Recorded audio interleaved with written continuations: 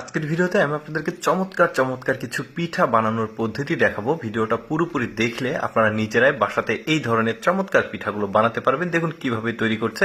মাঝখানে যেটা দিয়েছে সম্ভবত একটা ড্রাই ফ্রুটস দিয়েছে, আপনারা চাইলে খেজুর দিতে পারেন। বেশ চমৎকার, দেখুন স্পুন ব্যবহার করেছে, চারিদিক দিয়ে নকশা করছে, কি দারুণ লাগছে। এরকম অনেকগুলো পিঠা বানানো দেখাবো আপনাদেরকে, আপনারা বাসায় চেষ্টা করলেই কিন্তু বানাতে পারবেন। এই যে হয়ে গেছে, দেখুন কি চমৎকার লাগছে। তারপরে এই পিঠাটা দেখুন কিভাবে বানাচ্ছে, গোল গোল করে নিয়েছে। তারপরে লোহার একটা তার দিয়ে চারিদিক দিয়ে একটা করে চাপ দিচ্ছে, একটা দাগ হয়ে যাচ্ছে। এবার মাঝখান দিয়ে দুইটা কাঠি দিয়ে চাপ দিল, একটা ফুলের আকৃতি হচ্ছে।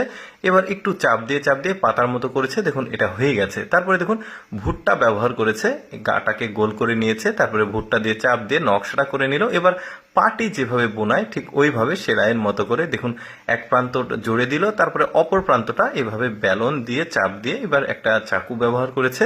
এবার দেখুন জোরে জোরে দিচ্ছে, দারুণ, এমন পাখনা হয়ে গেছে ময়ূরের মতো অনেকটা, বেশ চমৎকার। এই যে হয়ে গেছে, দেখুন দারুণ।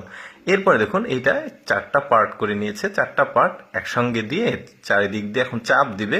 দেওয়ার পর এই যে দেখুন চাপ দিয়ে একটা নকশা তৈরি হয়ে গেল।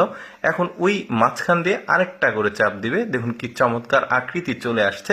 ওই যে বললাম, আপনারা যদি একটু মনোযোগ সহকারে দেখেন তাহলে বাসায় নিজেরাই কিন্তু তৈরি করতে পারবেন। তারপরে স্পুন ব্যবহার করেছে, এখন চাপ দিলে পাতা হয়ে যাচ্ছে। এরপরে দেখুন এটাও বেশ চমৎকার, এটাও ভুট্টা ব্যবহার করেছে, ভুট্টার যে নকশা সেটা নিয়ে আসলো পুরোটাই। এবার দুই প্রান্ত দিয়ে জুড়েছে, এবার চাকু দিয়ে মাঝখানে একটু কেটে কেটে দেওয়ার মতো করে ভাঁজ করে নকশা করেছে, দুইটা কাঠি ব্যবহার করেছে। এবার মাঝখান দিয়ে চাপ দিয়ে দেখুন কি চমৎকার ডিজাইন। এটা ডিজাইন কিন্তু একদমই সহজ, বাট খুবই চমৎকার। দেখুন কিভাবে করছে, আপনারা একটু দেখলে বুঝতে পারবেন। দেখুন মাঝখান দিয়ে একটা রাউন্ড হয়ে গেল, এবার চাপ দিয়ে দেখুন হয়ে গেছে। পিঠাটার আকৃতি আমার বেশ চমৎকার লেগেছে, সহজ।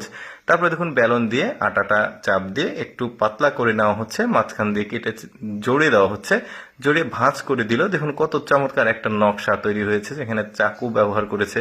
এই যে দেখুন ঘুরিয়ে দিল, কি দারুণ আকৃতির পিঠাগুলোর। এই যে ফ্রুটস গুলো ব্যবহার করেছে, আপনারা চাইলে এখানে ওই যে খেজুর ব্যবহার করতে পারবেন। এই যে চারটা পার্ট নিয়েছে, চারটা কি তিনটা হবে, মাঝখান দিয়ে কাঠি দিয়ে দেখুন ভাঁজ করে।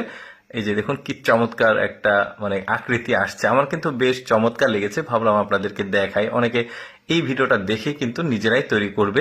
এই যে দেখুন এটা কিভাবে করছে। তারপর চিরুনি ব্যবহার করেছে, বেশ চমৎকার নকশা আসছে কিন্তু চিরুনি দিয়ে। চিরুনি আবার ব্যবহার করা চিরুনি কিন্তু না, এটা নতুন চিরুনি। এরপরে দেখুন মাঝখানে একটা ফ্রুটস দিয়েছে, বেশ চমৎকার ডিজাইন। তারপরে এটা দেখুন, এটাও বেশ চমৎকার ভাবে তৈরি করবে, দেখতে খুব ভালো লাগছে। এই পিঠার যে স্টাইলগুলো সেগুলো বেশ চমৎকার। দর্শক, আমি সবসময় চেষ্টা করি আপনাদের জন্য নিত্য নতুন কিছু উপস্থাপন করতে। এরকম ভিডিও দেখতে ভালো লাগলে আমাদের পেজটি ফলো রাখুন। আজকের এই পিঠার ভিডিওটি কেমন লাগলো কমেন্ট করে জানাবেন।